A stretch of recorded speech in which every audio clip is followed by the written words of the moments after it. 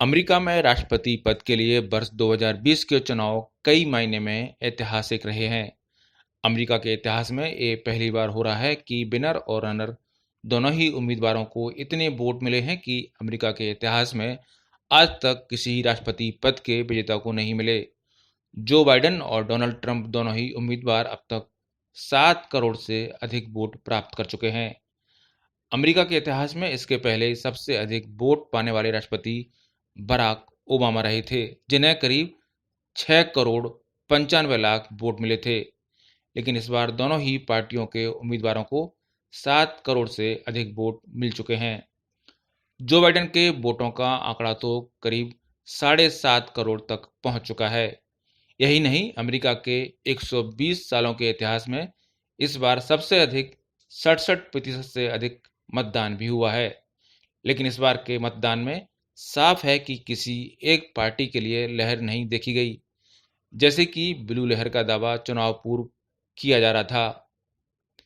Democrat उम्मीदवार Joe Biden को निश्चित रूप से ज्यादा वोट मिले हैं, लेकिन ट्रंप को मिला समर्थन भी हैरान करने वाला है। अमेरिका में मतदान के इस स्वरूप ने अमेरिकी समाज के विभाजन को रेखांकित किया है।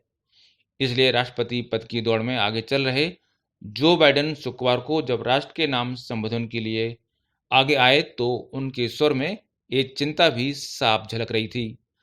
बाइडेन ने इशारों में कहा कि हम प्रतिद्वंदी हैं, दुश्मन नहीं। उनका इशारा साफ था। बाइडेन ने कहा कि हमें सभी रेस, विश्वास, धर्म के लोगों ने वोट दिया है। बाइडेन दरअसल कहीं ना कहीं ट्रंप के उस ट्वीट का जवाब दे रहे थे जो उन्होंने शुक्रवार की रात को किए थे। दरअसल मौजूदा राष्ट्रपति डोनाल्ड ट्रंप के ट्वीट से साफ है कि ट्रंप फिलहाल हार मानने के लिए तैयार नहीं है और प्रेसिडेंट पद की लड़ाई अब कानूनी लड़ाई की ओर बढ़ रही है। ट्रंप ने अपनी चेतावनी में कहा था कि बाइडेन फिलहाल राष्ट्रपति पद के लिए कोई दावा पेश नहीं करें, क्योंकि यही दावा मैं भी पेश कर सकता हूं। ट्रंप ने ट्वीट किया था कि अभी तो कानूनी लड़ाई बस शुरू ही हुई है। यही वजह है कि चुनाव के बाद अमेरिका में नए राष्ट्रपति के लिए जश्न से ज्यादा तनाव का माहौल नजर आ रहा है। बाइडेन ने राष्ट्र के नाम अपने संबोधन में एक तरफ ट्रंप की चुनौती को स्वीकार करते हुए यह दावा किया कि उन्हें अब काम करने का जनादेश मिला है और वे ऐतिहासिक जनसमर्थन के साथ इस दौड़ को जीतने के करीब हैं। बाइडेन ने कहा कि उन्हें जनादेश मिला है कि वे कोरोना महामारी, अर्थव्यवस्था, प्रणालीगत रेसिज्म और क्लाइमेट चेंज पर नीतियों में बदलाव की दिशा में आगे बढ़ें।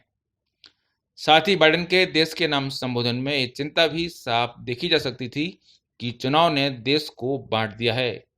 इसलिए बाइडेन ने बार बार इस बात पर जोर दिया है कि ये जनादेश देश को बांटने का नहीं, एकजुट करने के लिए है। बाइडेन ने इस बात को रेखांकित किया कि हमें सभी रेस, विश्वास और धर्म के लोगों ने वोट दिया है और उन्हें वोट किसी ने भी दिया हो, पर वे सभी के राष्ट्रपति होंगे। उनके भी जिन्होंने उन्हें वोट दिया है और उनके भी जिन्होंने वोट नहीं दिया है। बाइडेन ने कहा कि हम प्रतिद्वंदी हैं, दुश्मन नहीं। बाइडेन ने कहा कि हमें याद रखना होगा हम सब अमेरिकन हैं और अगर हम एकजुट रहें तो हमारे सामने कोई भी चुनौती मुश्किल नहीं होगी। बाइडेन ने जीत का दावा करते हुए कहा कि हम यह साबित कर रहे हैं कि लोकतंत्र काम करता है, हर किसी को समान अधिकार मिलेगा, हर किसी का वोट गिना जाएगा। लोग चाहे इसे रुकवाने की कितनी भी कोशिश कर लें, पर मैं ऐसा नहीं होने दूंगा। इस तरह बाइडेन ने एक तरफ ट्रंप की चुनौती को स्वीकार करते हुए जनादेश मिलने का दावा भी पेश कर दिया, दूसरी तरफ पूरे देश में शांति और सहयोग का संदेश भी साफ साफ दे दिया। ब्यूरो रिपोर्ट, पत्रिका टीवी।